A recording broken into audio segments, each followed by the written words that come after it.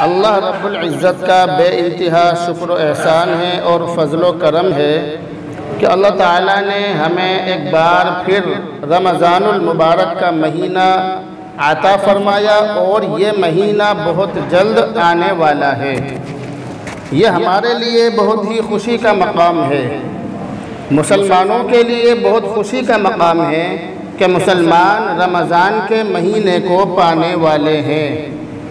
रमज़ान का जो महीना है, रमज़ान रमज़ुन से बना है, जिसके माना है जलाना, और शिद्दत हरारत को भी रमज़ान कहते हैं। रमज़ुन इसके माना है शिद्दत हरारत, सख्त गर्मी।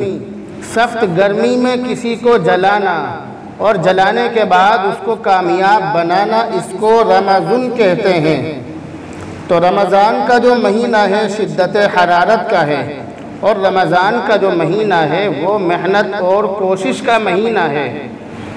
हज़रत याकूब अलैहिस्सलातु वस्सलाम के 12 बेटों में जिस तरह सबसे ज़्यादा फजीलत हज़रत यूसुफ़ अलैहिस्सलातु वस्सलाम को थी, इसी तरह साल के 12 महीनों में सबसे ज़्यादा फजीलत इस रमज़ानुल मुबारक के महीने को है। इसी तरह हज़रत याकूब अलैहिस्सलातु वस्सलाम को अपने 12 बेटों में सबसे ज़्यादा मोहब्बत जिस तरह हज़रत यूसुफ़ अलैहिस्सलातु वस्सलाम से थी, इसी तरह साल के 12 महीनों में अल्लाह ताला की रहमत और उल्फत व मोहब्बत अपने बंदों से रमज़ान के महीने में ज़्यादा है। जिस तरह साल में बरसात होती है और पानी बरसता है, इसी तरह रमज़ान के महीने में भी बारिश होती है और नेकियां बरसती हैं। नेकियां झूम झूम कर रहमतें बरसती हैं। रहमत खुदाबंदी जोश में आती है और अपने बंदों की मग़फ़िरत कर देती है। तो जिस तरह बरसात के महीने में बारिश पड़ती है और उजड़ी हुई ज़मीन भी, यहाँ तक के पहाड़ी इलाकों में जो पत्थर हैं, पत्थरों पर भी सब्ज़ा उग जाता है, इसी तरह रमज़ान के महीने में जब अल्लाह की रहमतें, बरकतें, इनायतें और वुसअतें बंदों पर झूम झूम कर बरसती हैं, तो उस वक्त मुर्दा दिलों के अंदर भी ईमानी हरारत पैदा हो जाती है। रमज़ान के महीने में जो मुर्दा दिल हैं, जिन्होंने पूरी साल शराबें पी, पूरी साल गुनाह किया, जो पूरी साल रमज़ान के महीने के अलावा मस्जिद में नहीं आए, जिन्होंने मस्जिद के अंदर कदम रखना भी मुनासिब नहीं समझा, जो लोग अपने कारोबार में और अपने बिजनेस में मशगूल थे, वो तमाम लोग भी रमज़ान के महीने में उनके मुर्दा दिलों पर ईमानी हरारत पैदा होती है और रमज़ान के महीने में वो लोग मस्जिदों में आते हैं। रमज़ान का महीना नेकियों का सैलाब का महीना है। जिस तरह सैलाब आता है और हर छोटी बड़ी चीज़ को बहा कर ले जाता है, इसी तरह रमज़ान के महीने में जो नेकियों का, अल्लाह की रहमतों का सैलाब आता है, वो तमाम चीज़ों को, हर छोटे बड़े गुनहगार को अगर वो सच्ची पक्की तौबा कर ले, तो हर छोटे बड़े गुनहगार के गुनाहों को ये महीना बहा कर ले जाता है। तो ये महीना नेकियों का मौसम बहार है और ये महीना रिचार्ज का महीना है। जिस तरह हम मोबाइल में रिचार्ज कराते हैं, फिर उसको जब तक रिचार्ज मौजूद रहे हम उसको चलाते हैं, इसी तरह से ये जो महीना है, ये महीना भी रिचार्ज का महीना है। इस महीने में हम अपने आप को रिचार्ज करें, उसके बाद हम पूरी साल चलते रहेंगे। उलमाए किराम ने अहादीस की रोशनी में नेक अमाल के कबूल होने की ये निशानी बयान की है कि अगर कोई शख्स नेक काम करने के बाद उसको नेक अमाल की तौफीक होती रहे, तो समझ लीजिए कि उसके नेक अमाल कबूल हो रहे हैं। और अगर कोई आदमी नेक काम करने के बाद उस काम को करना छोड़ दे, या रमज़ान के बाद नमाज़ें पढ़ना छोड़ दे, रमज़ान के बाद नेक काम करना छोड़ दे, समझ लीजिए कि उसकी नमाज़ें, उसके रोज़े और उसकी ज़कात और उसकी क़ुरबानी, उसकी इबादतें कबूल नहीं हुई। तो अगर किसी आदमी के बारे में ये पता लगाना हो कि इसके अमाल कबूल हो रहे हैं या नहीं, तो उलमाए किराम ने उसकी ये निशानी बयान की है कि अगर वो उस नेक काम के बाद भी नेक काम करता रहे, लगातार नेक काम करता रहे, तो समझ लीजिए कि उसके अमाल अल्लाह की बारगाह में कबूल हो रहे हैं। तो ये जो महीना है ये रमज़ान का महीना है, रमज़ान का महीना। अल्लाह ने इस महीने के एक एक हर्फ के अंदर अपनी रहमतें, बरकतें, मोहब्बतें, वुसअतें और अपना नूर छुपाया है। हिसाब लगाने वालों ने और अल्फाज का गणित करने वालों ने ये लिखा है किताबों के अंदर कि रमज़ान के अंदर जो 5 अल्फाज हैं, 5 लफ्ज़ हैं, रास अल्लाह की रहमतें बंदों पर नाजिल होती हैं और मीम से अल्लाह की जो मोहब्बत है वो बंदों पर नाजिल होती है। इसी तरह ज़ाद से अल्लाह की तरफ से ज़िया और रोशनी बंदों के अंदर पैदा होती है और इसके अलावा अलिफ से अल्लाह की उल्फतें बंदों पर नाजिल होती हैं और नून से नूर इलाही और नुसरत इलाही बंदों पर नाजिल होती है। रमज़ान के एक एक हर्फ के अंदर, रमज़ान के एक एक लफ्ज़ के अंदर बंदों के लिए नेकियां हैं, बंदों के लिए खुशखबरियाँ हैं, बंदों के लिए अल्लाह की रहमतें छुपी हुई हैं। तो ये जो महीना हमारे सरों पर आने वाला है, जिसका हम इस्तकबाल नहीं कर रहे, ये महीना बहुत ज़्यादा बरकतों वाला है। हमने अपने बचपन में ये देखा था, मदरसों के अंदर भी और हमने अपने घरों के अंदर भी ये देखा था कि रमज़ान का महीना आने से पहले ही हमारी माँ बहनें और हमारे माँ बाप रमज़ान की तैयारियों में लग जाते थे, रमज़ान का महीना आने से पहले ही। और हमारे यहाँ पर तो हाल ये हो गया कि रमज़ान का महीना आ भी जाता है, चला भी जाता है, पता ही नहीं चलता कि रमज़ान का महीना कब आया और कब गया। क्योंकि हमारे यहाँ पर ऐसे बदनसीब लोग भी हैं कि रमज़ान आने और ना आने से उनकी सेहत पर कोई फ़र्क नहीं पड़ता है। रमज़ान आता है, चला जाता है, उनके खाने पीने के और सोने जागने के जो टाइम टेबल हैं उसमें कोई फ़र्क नहीं आता। बहुत सारे मुसलमान, अल्लाह रहम करे ऐसे मुसलमानों पर जो अल्लाह के नबी की इस हदीस का मिसदाक बने। अल्लाह के नबी की यह हदीस कहीं उन लोगों पर फिट न हो जाए। जो हदीस अल्लाह के नबी की बहुत मशहूर है कि हलाकत हो उस आदमी के लिए, उस शख्स के लिए कि जो रमज़ान का महीना पाए और रमज़ान का महीना पाने के बाद भी वो अपनी मग़फ़िरत न करा सके, ऐसा शख्स हलाक हो जाए, तबाह व बर्बाद हो जाए। तो अल्लाह के नबी की इस बद्दुआ के अंदर हम शामिल ना हों, हम ये दुआ करें। तो रमज़ान का महीना आने वाला है। रमज़ान का महीना बहुत बड़ा मेहमान है और मेहमान का इस्तकबाल उसकी हैसियत के मुताबिक होना चाहिए। मेहमान का जो इस्तकबाल है, मेहमान का जो इकराम है, वो उसकी हैसियत के मुताबिक होना चाहिए। हमारे यहाँ पर ये मामला है, रमज़ान का महीना आता है, लोगों में जोश पैदा हो जाता है, मस्जिदें भर जाती हैं, मस्जिदों के अंदर नमाजी नज़र आते हैं। लेकिन जैसे जैसे रमज़ान का महीना गुजरता जाता है तो मस्जिदों से नमाजी गायब हो जाते हैं। फिर व्हाट्सएप पर ये मैसेज वायरल होता है कि हमारी मस्जिद के अंदर कुछ नमाजी थे, वो गुम हो गए। गुमशुदा की तलाश के नाम से मजाक के अंदाज में ऐसे नमाजियों का मजाक उड़ाया जाता है। तो ये जो नमाज का जो मामला है, ये रमज़ान के आने और जाने के साथ खास नहीं है, बल्कि ये जो नमाज का मामला है ये इंसान की पूरी ज़िंदगी के साथ खास है। इंसान को रमज़ान आने पर नमाज पढ़ना और रमज़ान चले जाने पर नमाज छोड़ देना, ये काम हरगिज़ नहीं करना चाहिए। क्योंकि क़यामत के दिन इंसान का कोई बहाना नहीं चलेगा। मेरी जो बातें हैं समझ में आ रही हैं या नहीं आ रही हैं? पीछे वालों के आ रही हैं। अल्लाह के यहाँ पर नेक अमाल छोड़ने पर, नमाज छोड़ने पर कोई बहाना नहीं चलेगा। ये लिखा है किताबों के अंदर और हमने मस्जिदों के अंदर भी लिखा हुआ देखा। रोज़ महशर के जागुदाज बुअद, यानी महशर का वो दिन कि जिस दिन इंसान का बदन भी पिघल जाएगा, जो जान को पिघला देने वाला दिन होगा, उस दिन सबसे पहले नमाज का हिसाब होगा। तो नमाज के बारे में कोई बहाना नहीं चलेगा।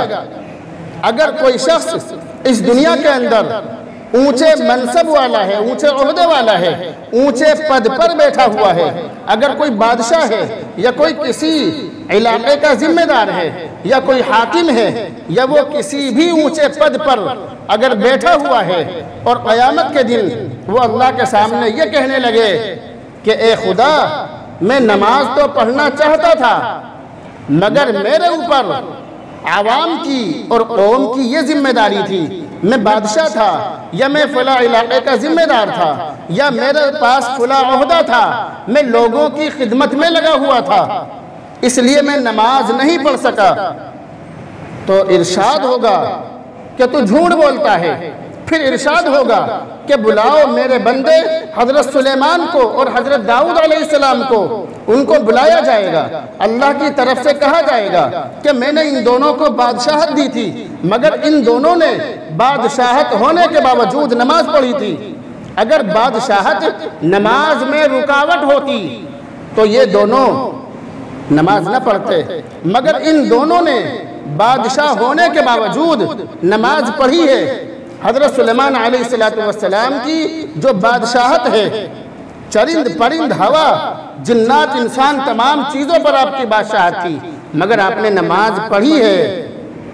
इरशाद होगा कि अगर बादशाहत और ऊंचा मनसब और ओहदा नमाज पढ़ने में रुकावट होता तो मेरे बंदे दाऊद अलैहिस्सलाम और सुलेमान अलैहिस्सलाम कभी नमाज ही नहीं पढ़ते, मगर बादशाहत होने के बावजूद और ऊंचा मनसब और ओहदा होने के बावजूद इन्होंने नमाजें पढ़ी हैं। पता ये चला कि बादशाहत और ऊंचा मनसब और ऊंचा ओहदा होना नमाज में रुकावट नहीं है। तुम झूठ बोलते हो। फरिश्तों को हुक्म होगा कि इसे ले जाओ घसीटते हुए और जहन्नम में फेंक दो। फिर एक शख्स को बुलाया जाएगा, उससे कहा जाएगा कि तूने नमाज क्यों नहीं पढ़ी? वो कहेगा, ए मेरे खुदा, मैं हर वक्त बीमार रहता था, हर वक्त मेरे बदन के अंदर बीमारी रहती थी, हर वक्त मेरी दवाइयाँ चलती रहती थी, यहाँ तक कि बीमार होते होते मैं बिस्तर पर पड़ गया, बिस्तर से उठना भी मेरे लिए मुश्किल हो गया, इसलिए मैंने नमाज नहीं पढ़ी। इरशाद होगा, बुलाओ मेरे बंदे हजरत अय्यूब अलैहिस्सलाम को, उनको बुलाया जाएगा और बुलाने के बाद ये कहा जाएगा कि हजरत अय्यूब अलैहिस्सलाम बहुत लंबे ज़माने तक बीमार रहे मगर इन्होंने नमाजें पढ़ी हैं। अगर बीमारी नमाज में रुकावट होती तो अय्यूब अलैहिस्सलाम कभी नमाज नहीं पढ़ते, मगर ये बीमार रहे और बीमार होने के बावजूद इन्होंने नमाजें पढ़ी हैं। पता ये चला कि बीमारी नमाज में रुकावट नहीं है, तुम झूठ बोलते हो। इरशाद होगा, फरिश्तों से कहा जाएगा कि इसको ले जाओ और घसीटते हुए जहन्नम में फेंक दो।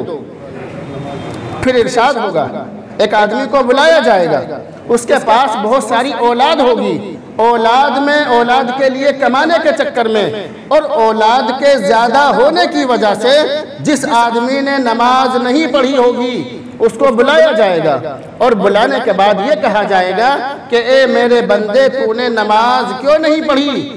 वो कहेगा, ए मेरे खुदा, मेरे बहुत ज़्यादा औलाद थी, मेरे बच्चे बहुत ज़्यादा थे, उनके कमाने के लिए, उनके कमाने के चक्कर में मैंने नमाज नहीं पढ़ी। हुक्म होगा, बुलाओ मेरे बंदे हज़रत याकूब अलैहिस्सलाम को। हज़रत याकूब अलैहिस्सलाम को बुलाया जाएगा और बुलाने के बाद ये कहा जाएगा कि ए शख्स, उस आदमी से कहा जाएगा कि याकूब अलैहिस्सलाम के बहुत ज़्यादा औलाद थी मगर इन्होंने कभी नमाज नहीं छोड़ी।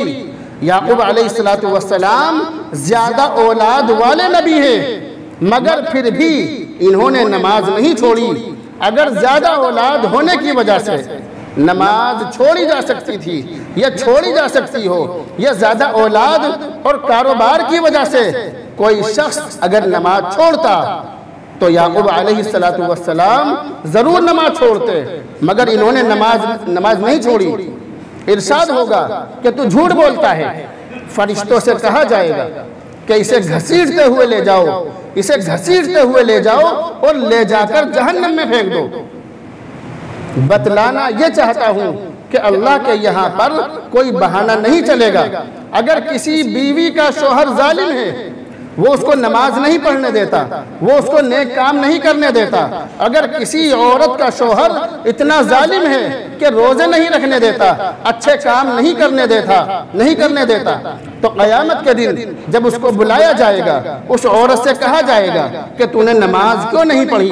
वो कहेगी कि मेरा शोहर बहुत बड़ा जालिम था, मुझे नमाज नहीं पढ़ने देता था, गलत काम अच्छे काम करने पर मेरी पिटाई करता था, मेरा शोहर मुझे अच्छे काम नहीं करने देता था। ऐसी औरत के सामने कहा जाएगा, बुलाओ मेरी बंदी हजरत आसिया को, फिरऔन की बीवी को बुलाओ। फिरऔन की बीवी को बुलाया जाएगा और कहा जाएगा कि अगर जालिम शोहर के डर से नमाज छोड़ी जा सकती थी तो ये आसिया फिरऔन की बीवी नमाज छोड़ती। तुम्हारा शोहर फिरऔन से बड़ा जालिम नहीं हो सकता। जब इनके लिए नमाज छोड़ना जायज़ नहीं है, जब इन्होंने नमाज नहीं छोड़ी, तो तुम्हें नमाज छोड़ने का हक किसने दे दिया? फरिश्तों से कहा जाएगा कि इसे मुंह के बल घसीट कर जहन्नम में फेंक दिया जाए, इन सबको जहन्नम में फेंक दिया जाएगा। इस तरह के तमाम लोगों को जहन्नम में फेंक दिया जाएगा। जब वो जहन्नम में चले जाएंगे तो उनसे कहा जाएगा, मा सलककुम फी सक़र, कि किस चीज़ ने तुम्हें जहन्नम में डाला, किस चीज़ की वजह से तुम जहन्नम में गए? वो कहेंगे, लम नकु मिनल मुसल्लीन, हम नमाज नहीं पढ़ते थे। वो ये कहेंगे। तो ये जो रमज़ान का महीना है, रमज़ान का महीना आते ही लोग नमाज पढ़नी शुरू कर देते हैं और रमज़ान जाते ही बल्कि 20वें रोज़े से ही नमाजी ख़त्म हो जाते हैं मस्जिदों के अंदर।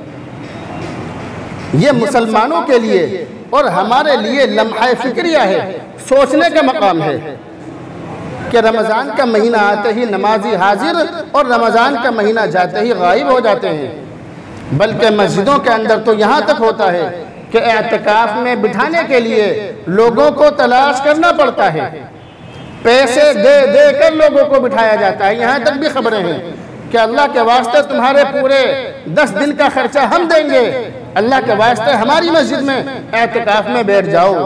ये हाल है हमारा, ये हाल है मुसलमानों का।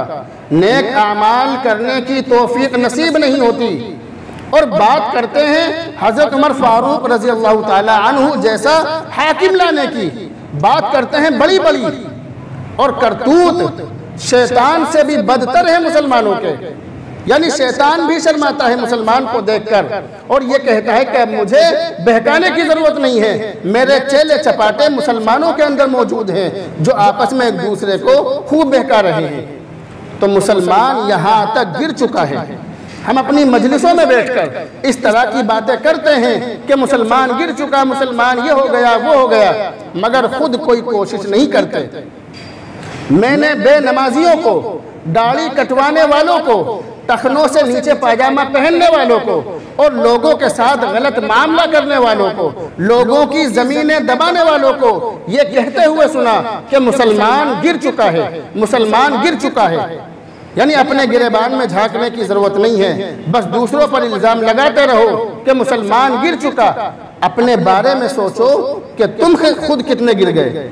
इसीलिए तो एक शायर ने कहा कि कल कौन थे आज क्या हो गए तुम, कि कल कौन थे आज क्या हो गए तुम, अभी जागते थे अभी सो गए तुम। कल कौन थे आज क्या है, लेकिन बातें करेंगे हुकूमत के खिलाफ कि फुला सीएम बन गया, फुला पीएम बन गया। मैं किताब के अंदर पढ़ रहा था कि अगर पब्लिक हजरत उमर फारूक रजी अल्लाह ताला अन्हु जैसी होगी, उनके ज़माने जैसी पब्लिक होगी, तो फिर हाकिम भी उसी तरह का हमारे ऊपर लाया जाएगा। अल्लाह ताला खुद फरमाता है, हदीस कुदसी है कि ये जो कि मैं बादशाह हूँ, मैं बादशाहों का बादशाह हूँ, तमाम बादशाह मेरे कब्जे में हैं, सबके दिल मेरे कब्जे में हैं। मैं जिसे चाहूँ बिठाऊँ, जिसे चाहूँ उतार दूँ, जिसे चाहूँ तुम्हारे मुवाफिक कर दूँ और जिसे चाहूँ तुम्हारे मुखालिफ कर दूँ। तो अगर मुसलमान के खिलाफ हाकिम और हालात हैं, दो चीज़ें, अगर हाकिम और हालात मुसलमानों के खिलाफ हैं तो याद रखो हदीस कुदसी ये कह रही है कि ये मुसलमानों के गलत आमाल की वजह से ही हो सकता है। अगर मुसलमान बेनमाजी है, अगर मुसलमान बेरोज़ेदार है, अगर मुसलमान ज़कात नहीं दे रहा, अगर मुसलमान पर हज फ़र्ज हो जाए वो हज नहीं कर रहा, अगर मुसलमान अपने भाई से रूठ कर बैठा हुआ है, अपने भाई से बोलचाल बंद किए हुए बैठा है, चुगली करता है, गीबत करता है, बड़े बड़े गुनाह करता है, रिश्वत लेता है, हर तरह का गुनाह अगर मुसलमान करता है तो फिर उसके नतीजे में हाकिम भी वही आएंगे। यानी हमारे ऊपर जो लोग बादशाह आते नहीं है, याद रखिए मेरी बात, जालिम बादशाह आते नहीं है बल्कि मुसल्लत किए जाते हैं। मुसल्लत ये जो अल्फाज है, अल्फाज पर गौर कीजिए। अल्लाह की तरफ से ये बादशाह नहीं बनाए गए हमारे ऊपर, बल्कि अल्लाह की तरफ से इनको हमारे ऊपर मुसल्लत किया गया है। और जब कोई मुसल्लत हो जाए तो उसे हटाने के लिए मेहनत भी उसी तरह की होनी चाहिए और करनी पड़ेगी। तो रमज़ान का महीना आ रहा है, नेकियों का सीज़न है, नेकियों का मौसम बहार है, ये नेकियों के सैलाब का महीना है, अपने गुनाहों को माफ़ कराने का महीना है। ये जो महीना है, इस महीने में हम अपने बड़े और छोटे तमाम गुनाह माफ़ करा सकते हैं। अगर किसी की किसी से बोलचाल बंद हो तो उससे अपने दिल साफ कर ले। अगर किसी ने किसी का माल दबाया हो उसका माल वापस कर दो। अगर किसी ने नमाजें छोड़ी हो तो अपनी क़ज़ा नमाजें पढ़नी शुरू कर दें। अगर किसी ने रमज़ान के रोज़े अब तक छोड़ दिए हों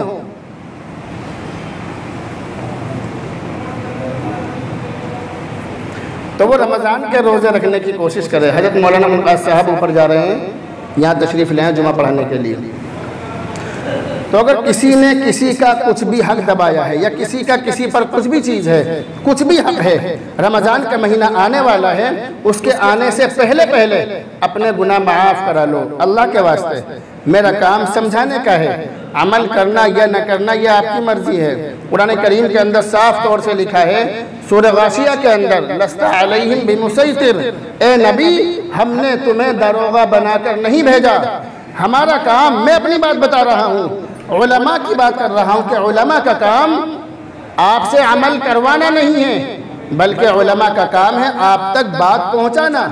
अमल करना न करना ये आपकी जिम्मेदारी है, आपकी मर्जी है। हम तो बतलाते रहेंगे जब तक जिंदा हैं, जब तक इस मकाम पर बैठे हैं, अपनी जिम्मेदारी निभाते रहेंगे।